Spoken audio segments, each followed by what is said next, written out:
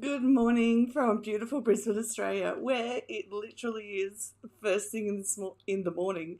And Happy New Year to everyone in our global family around the world. It's wonderful to be here with you, even though it's like 12:50 a.m. in the morning. But I love staying up New Year's so that all over the globe we can get together and wish each other a Happy New Year. So I thought that this year, as our first go to, because at the beginning of the year, we all begin to think about, well, just before the year, when we're in that end of the year, when we're in that time zone of, it's actually like the Bermuda time zone where Australia virtually disappears off the map and we don't know what day it is or what the date is or anything. But we do manage in that time to begin to think, what am I going to do to take care of myself a bit better this year? So this year, I'd really love for you to be able to think about, or to even have the tools, shall we say, to know what it's going to take to help you be effective, just even one more step with your self-care this year, okay? With complex trauma, there's so many aspects to it that we can't just dive in and take all of the 6 aspects that are on the screen at the moment and go, right, I'm going to do all of these. One of the main reasons is that our brain will just go triggered, literally, like in the brain, and this is new and I can't do all of this, and then we're going to shut down. And we don't want to do that, okay? We want to be able to say, okay, I have a goal this year that I want to be able to develop my morning routine, and I want to be able to remember to do my morning routine. And in order to do that, I'm going to write down what I want to achieve in the morning, okay? And then I'm going to look at one of these self-care essentials and say, right, this is what I can begin to implement in order that when it comes to my self-care this year, I can then go, right, I'm going to do that first. So let's just say, for example, that your self-care routine, you want to start in the morning and you go, okay, the first one here is consistency. So then the question has to become, where or how am I going to make consistency happen with the morning routine? And for some people, especially clients, it can be simple things like setting an alarm or making a note, and it's definitely pre-preparing the night before everything that they need so that when they get up, they don't have to think about anything. You actually begin to create an automatic routine of getting up and getting it done. So that's how I started in the beginning as well. I began to go, okay, I need for this morning routine to be consistent. So then, because dissociation, let's face it, it just absolutely sidelines everything if we wake up and we're dissociated. So then what I did was I said, okay, if I get everything ready the night before, then when I wake up, even if I'm dissociated, I'm going to know what are the steps that I want to create for that morning routine. Now, that was really successful and remains successful to this day. It's just I'm on the next step of trying to make sure I remember to do it every night. But I do get to do it because what I remind myself of is, what is my habit that feels good every morning now? In the beginning, it doesn't feel good creating a new habit because our brain fights us every step of the way, like literally every step of the way, because this is new. I'm creating something new that's impacting me internally as well. So then we say, okay, I know that this is hard. So when I sit on my bed each night, I begin to imagine and feel what it's like to get up and achieve my one goal. Now, I don't mind if your one goal is to get up in the morning and go and make a coffee, and you do that every day. That's consistency, okay? If it's the one thing that you know that you're prepared for, you've got your cup out, you've got the coffee in the cup if needed, whatever it is for you to successfully get up and get out of bed and grab that coffee and go back and sit and drink it, that is developing a consistency that the brain begins to go, okay, I'm safe now. I can get up and do this. And then over time, what happens, even if we're dissociated, is we can get up and go, right, I need to do this routine because having this structure in my day actually helps me feel good. I didn't know when I first started doing this that the structure in the day helped me feel good, because back then it was, I wasn't in my body. And as Dr. Bessel van der Kolk will tell you, one of the hardest things we ever do is get back in our body, and I can absolutely attest to the fact that that is very true. So now that I can say, right, what do I need to do to start my day tomorrow?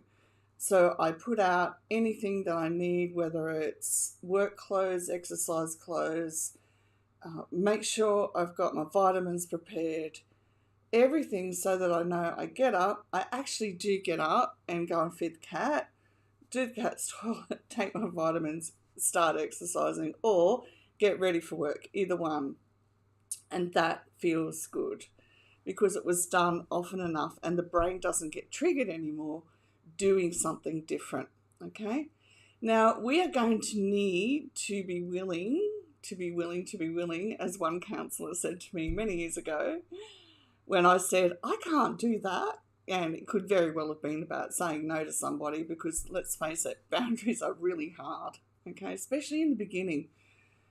So what we want to be able to do, especially when we're a mum, okay, we know that the minute we start to put a routine into place, the kids are going to go, oh, I need to get up early and I need to go and cuddle with mum. Or for me, somebody messages me from overseas first thing in the morning and I get distracted. ADHD break. Get distracted. Oh, I'll dress that first.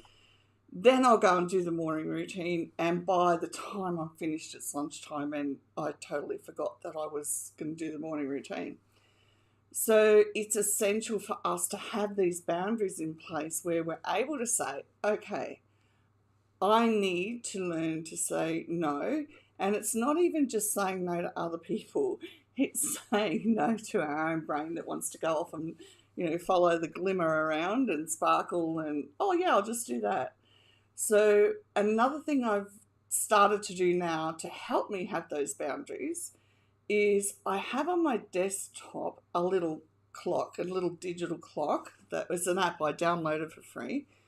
And I say to myself, okay, I'm going to give myself 30 minutes. And because it's there in front of me and ticking away, I know that the minute I go off what I'm doing and start to go down one of those rabbit holes, I know that it's actually happening. So that's helped me have more boundaries as well. The boundaries with kids comes in when we have to teach our kids that this is mum's time, dad's time, parent time, carer time. This is the time that I need to get ready for my day.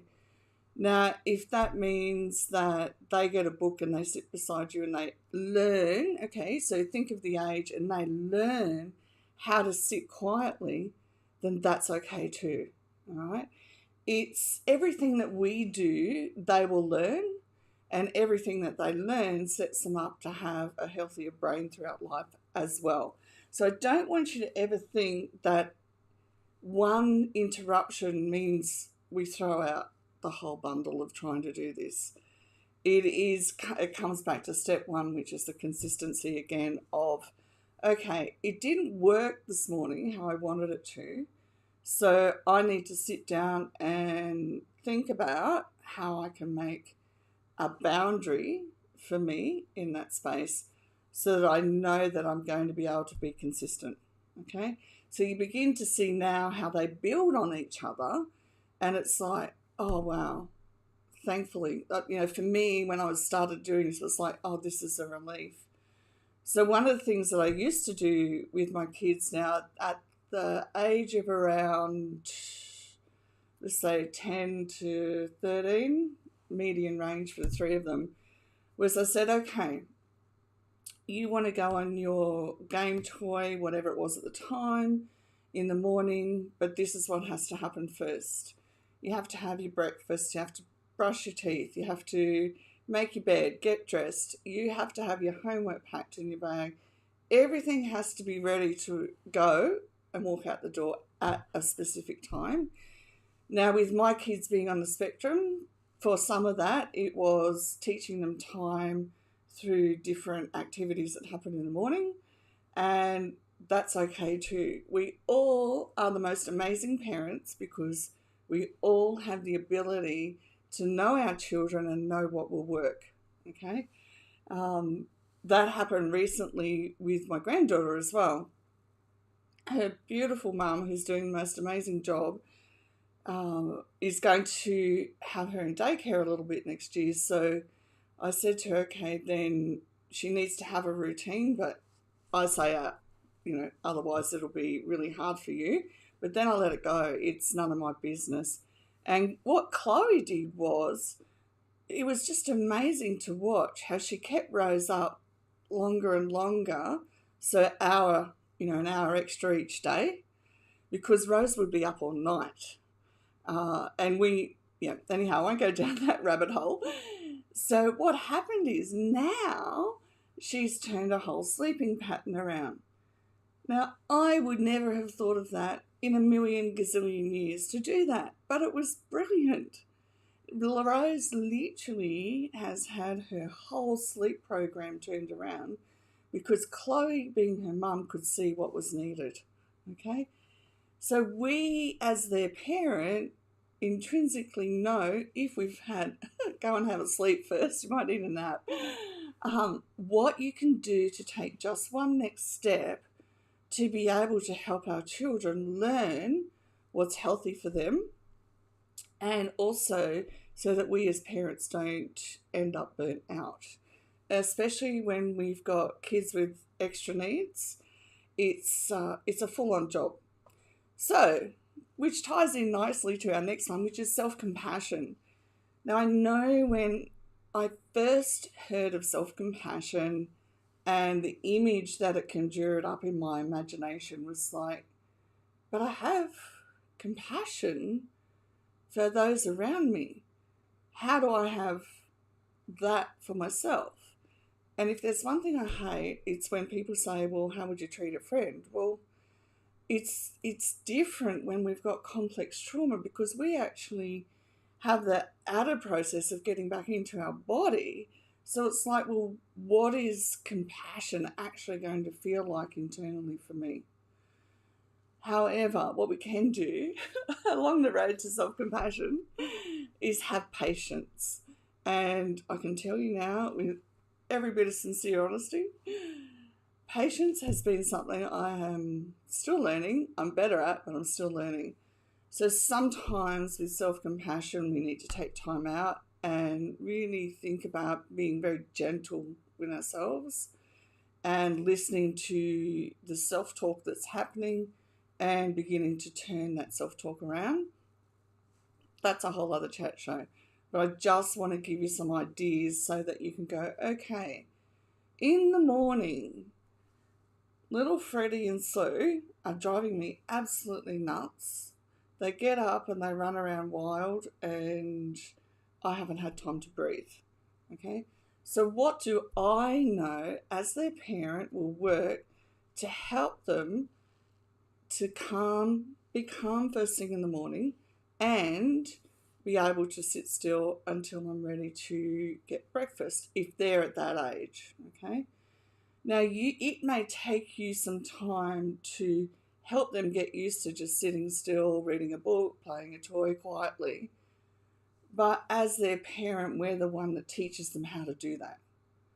So we can do it gently. We can do it where we're frustrated and simply say, look, I'm really sorry. I am frustrated. I'm trying to get enough sleep. And children know, okay? These beautiful little babies know just by looking in our eyes exactly what's happening for us, and all they want is connection, okay? So it's that connection, and even if you sit in their room on the floor with your notebook and you know, okay, this is what I want to do first thing in the morning. Or maybe you've got to the stage like me where you were getting up and getting ready for the day, and then when little ones were around, I'd say, okay, let's do this together. So everything basically everything throughout their life that I've taught them. One of the basic things was, we're in this together, let's do this together. So if they needed something and I had to cook dinner or I had to fold the laundry, then we would get in and do it together. Now, if they're little, that means grabbing a wooden spoon and a Tupperware bowl out of the cupboard and saying, okay, you cook, you do that. Now, if we need to learn to slow our whole internal system down so that we can do that with a bit of peace inside ourselves, knowing that it really doesn't matter if dinner's 10 minutes late, because we're connected even when they're standing beside me. So for example, my granddaughter does this now. She'll come in to my office. I'm working away, but I have those little people, and I don't think I have in my desk. Anyhow, Fisher Price little people, and she comes and plays on the side of my desk, and we interact like that, and then she'll go and do something else. She brings other little people back, and we interact and connect. So for us, when we've got complex trauma, when we're thinking about doing these things initially, it can feel too overwhelming, like, how am I going to manage a young child and change? And it's about going, I literally have to slow the inside of myself down. I literally have to learn to just breathe and slow down and go, I can do the two things, and I can have boundaries. I can have consistency, and we can learn to make it fun. Having a support system is something that's touted a lot right across the internet. However, if you've got complex trauma, you're at home, you're bedridden, if you're like me, like I was, lost all my language, the ability to talk, then how do you get a support system? Don't worry, we have the answer. We have the most kind, caring, compassionate Facebook group across the world. It's a peer support group. Everybody enjoys being there and enjoys being supportive and understanding and caring and kind. Now, the reason why it's there is for when we have lost everything. And we do. There are times in our life with our recovery journey, with interpersonal relationships, when we don't know why the relationship keeps going south or why we keep choosing a particular type of person. We often lose all the people that were in our life. It happened to me twice, so I can imagine it's happened to you at least once. And oftentimes people lose it more. So you are able to go into this Facebook group, and even though the greatest fear on earth is speaking up, for us it is, we can go into this group and speak and know that we are safe. Now, being safe isn't necessarily about our physical environment, which is what we can picture. Being safe is about being connected, okay? So we can go in there and connect and share stories and so much more. So wherever this live video goes, I will actually put the Facebook group there for you, so you can duck in, have a look, and see that you can actually connect with people who care, okay? And we're all from all over the world. And that, for me, was my support system when I couldn't talk, okay? When I had to learn and relearn my vocabulary all over again, okay? Now, mindfulness is something that if you can do it, that's okay. If you can't, just put it right aside for one moment. Mindfulness for us isn't necessarily about going into a meditative state. Mindfulness for us is beginning to develop an internal awareness around what is actually happening for us internally, be it emotions, mental, spiritual, physical, the whole, our health, which reminds me of a story from last year, which was just an hour or so ago. Our health, I couldn't believe how much, since I've been doing the recovery journey and healing the brain, I couldn't believe how many health things came out that I hadn't ever been able to quantify before. So one example was one year I spent like 5 months on antibiotics just because I was in so much sinus pain. But this year, the doctor actually identified what was happening for me was fibromyalgia. And then because I had that language, I was then able to begin having that self-awareness of what's happening internally for me in that area. So that's what we're looking at, is developing that internal self-awareness. So now I'm in this great fibromyalgia group, which someone always posts when it's going to rain. And it's like, oh, thank you. Because if they do that, I know how to manage the pain that comes when it rains. And it's so much easier. And ever since then, not one single sinus infection, not one. So when we don't have language for what's happening for us internally, it's like our survivor brain just numbs everything out. Pardon me. Now, I want you to be aware that when you get on social media and they say, you're numbing, no, you're not, okay? You may have things that you're intentionally numbing out in the here and now, but more often than not, when you're in survivor brain, the brain numbs everything out for you. And this is what makes it so hard to understand. How can I have complex trauma yet everything seems to be okay? Because when we're in survival brain and it's numbing everything, then how do we know what's happening internally unless we know that this is what survivor brain is doing? Okay, so it's important that we walk this recovery journey, and it's important that we develop self-awareness internally in each given area so that as we grow, we heal as well. Okay, I've kept you a long time. I'm so sorry. I just really wanted you to have a good start to the year and to know that there is help. There are people who care, and you can jump into the Facebook group, and for sure there will be people there who welcome you that have hearts of gold, and you don't ever have to do this journey alone. That's one of my key things. I don't want you ever to feel that you have to do this alone. Thank you for all the follows and the care and the comments. They're sincerely appreciated, and we do try and keep up with everything. And this year we'll see the culmination in the certification, which I've just received. The first lot of official, I always forget the language that they use, but basically making it official that the continuing education credits are viable or real or authentic. That's the word, authentic, when you try to think at 1 o'clock in the morning. Okay, so that's all happening.